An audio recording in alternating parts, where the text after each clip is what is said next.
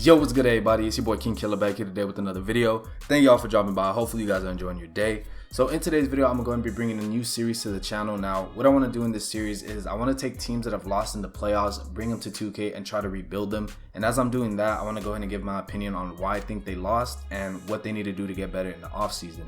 Now, if you guys go on to enjoy these types of videos, let me know by dropping a like on the video or commenting down below saying you like these types of videos. But yeah, man, without further ado, let's get into the first episode of the new series. Alright, so as you guys can tell by the thumbnail, the first team that we're going to be doing on this series is going to be the Houston Rockets. Now, the Houston Rockets ended up trading CP3 for Russell Westbrook in the offseason, and then a couple months later, they ended up shocking the world by doing something that nobody has really ever seen before, and that's running games without a true center in their lineup. They're relying on PJ Tucker, somebody who's only 6'6", to play the center position.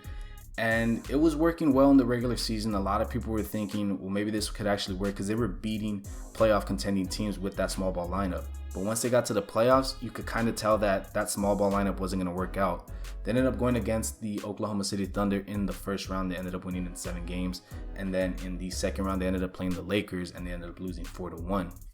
Now, going back to that first round matchup, you could tell that if Steven Adams was a different type of big, you could tell if he was, you know, the type of big that has post moves, because we all know Steven Adams isn't that type of center. He's the type of center that'll set hard screens. He's the type that'll get most of his points from layups and dunks, and he's somebody that who could rebound the ball. He's not a player that has a lot of post moves in his bag. He's not somebody that's gonna, you know, drop 20 a game or anything like that. And the Rockets, they ended up surviving. They barely got by, but I do feel if Steven Adams was that type of player, he had just some type of post moves, the Rockets could have easily been upset in the first round. And then when they ended up getting to the second round, they ended up going against somebody who does have a lot of post moves in his bag, somebody who could hurt them with their shooting, and that was Anthony Davis. They ended up trying to throw PJ Tucker, Robert Covington at Anthony Davis, but it didn't matter because Anthony Davis was just too big.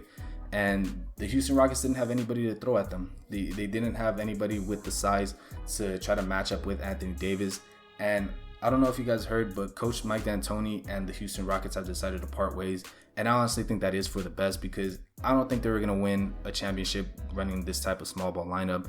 It wasn't going to work out. You need a center in the NBA. You need a big man in the NBA.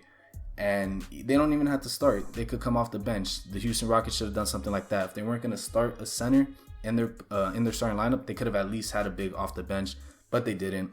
But I don't know what coach is going to take the Rockets head coaching position. I haven't heard any names or anything like that. But hopefully they do find a coach that is better than Mike D'Antoni and somebody who runs a more balanced type of offense and not a 7 seconds or less type of offense. Alright, so what do the Houston Rockets need to do to get better this offseason? First thing they got to do is trade Eric Gordon. Now, Houston's money, a lot of it is tied up with Russell Westbrook and James Harden, because both of them are making over $40 million a season each. And Eric Gordon is making around $16 million a year, so I feel like they do need to trade him for a position that they desperately need, like a small forward, a power forward, or a center. Moving on to the next one is going to be getting a power forward who could space the floor. Now, again, in the regular season, Houston didn't run with a true power forward in their lineup. They were running Robert Covington, somebody who's a small forward. They were running him at the power forward position. Now, somebody who I think would be a good fit in Houston, who could space the floor and who is actually a power forward, is going to be Aaron Gordon from the Orlando Magic. I think he would fit perfectly with them because he's young, he could space the floor, he could shoot, and he's also very athletic. So if you ever need a quick basket, just give it to him and he could get something inside the paint. Moving on to the next one is going to be trading for a true center. Now, the center that they trade for, he doesn't have to be an all-star. He doesn't have to give you 20 and 10 a night. He just has to be somebody who's going to protect the paint, somebody who's going to be that defensive anchor in the paint.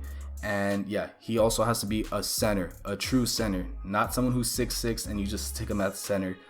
But a couple players that come to mind when I think of this would be Mitchell Robinson from the New York Knicks. But I don't know how likely it would be for them to get him because he is still on his rookie deal and he is looking like he might be a part of the Knicks' future plans. But then again, you never know because they ended up trading Porzingis like 2-3 seasons in and he was an all-star. So, I mean, you never know. Maybe the Knicks, if you throw him a right offer, they'll go ahead and take it. Another player that comes to mind who I know is actually have been rumored to be on the trade block is Jared Allen from the Brooklyn Nets. And I think both of these players, any of those two players would be good because they're both very similar. They're both athletic. They're both very tall, lengthy, and they're both good rim protectors. And they could both finish on the other end, like off a lob and pick and rolls and stuff like that. Moving on to the next one is going to be getting shooters off the bench. Now, Houston, they can't mess this up. They basically just got to go ahead and look at the stats and just see, okay, whatever free agent's coming up, whoever's shooting the best from beyond the arc, we're gonna have to pick them up. Now, off the bench this year, they had okay shooters. They had people like Jeff Green, Austin Rivers, Daniel House, and people like that. But they're not known as like knockdown shooters. They're not well respected. They could hit a couple threes, but they're not like JJ Redick or, Duncan Robinson or people like that. And when they get these shooters, they also got to make sure that they get variety. Don't just pick up like 4 point guards that can shoot the ball. Try to pick up a small forward, try to pick up a shooting guard, try to pick up a power forward. Get variety. Don't just get the same position, because that's what they did this year. The whole year they were running with just shooting guards and small forwards throughout the whole lineup, and obviously it didn't work out.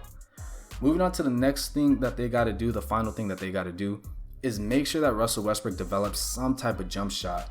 Now, I don't know what it is, but Russell Westbrook, he's just never been a good shooter. And I remember there were videos of him like training and stuff like that. I think even when he got to Houston, he was saying, don't worry, this year I'm gonna be a shooter and all that, and we just never seen it. As you guys saw in the second round, the Lakers were just leaving him wide open from 3-point range. They weren't scared of him shooting, and they shouldn't be, because I think he was shooting around 30% from the 3-point line, if I'm not mistaken. I'm not too sure. I haven't looked at the stats, but that's just what someone told me. But yeah, 30% from beyond the arc, that's not going to get it done. He needs to develop a jumper.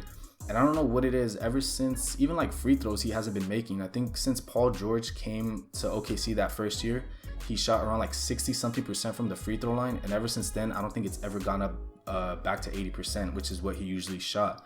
So Russell Westbrook, he needs to get in the gym. He needs to focus on that. He just needs to get that jump shot. He doesn't even have to be like a knockdown Steph Curry shooter. He just has to be like a well-respected. Maybe get it to like the 35 to 36% range from the 3-point line, and I think he'll be fine.